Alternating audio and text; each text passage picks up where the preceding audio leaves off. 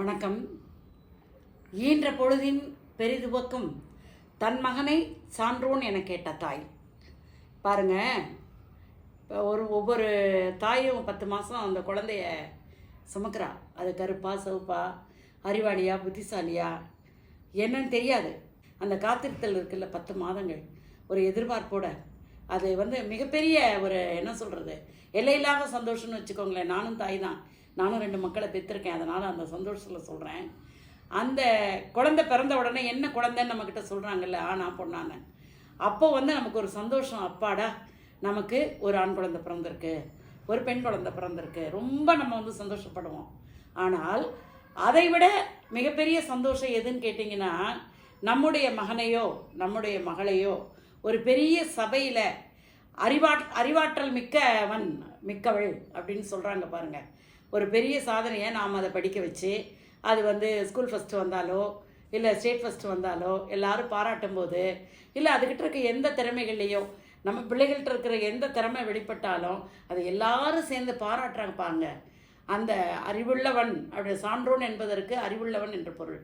அந்த அறிவுள்ளவன் சொல்லும்போது, ஒழுக்கமானவன் சொல்லும்போது, அப்போ நம்ம அந்த பெற்று எடுத்தோம் பார்த்தீங்களா, அந்த நிமிஷத்தை காட்டிலும் இந்த மாதிரி நம்முடைய மகனை ஒழுக்கமானவன் திறமையானவன்னு பிறர் சொல்லும்போது அந்த சந்தோஷம் மிக மிக பெரியதுன்னு வள்ளுவர் சொல்கிறாருமா.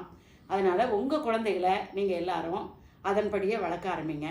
இப்போ நான் என்ன சொல்கிறேன்னா, இந்த ஈக்கள் தொந்தரவு இருந்தது. ஸ்வீட் ஸ்டால் கடைக்காரவங்களாம் எனக்கு கொஞ்சம் மெசேஜ் போட்டிருந்தாங்க, நம்ம அந்த ஈக்கள் வராமல் இருக்கிறதுக்கு என்ன பண்ணுறது அப்படின்னு. அப்போ வசம்பு பொடி கடையில் விற்கிது, வாங்கிக்கோங்க.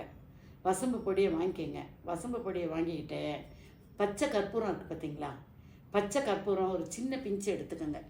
ஒரு நல்ல இவ்வளோ பச்சை கற்பூரத்தை எடுத்துக்கோங்க.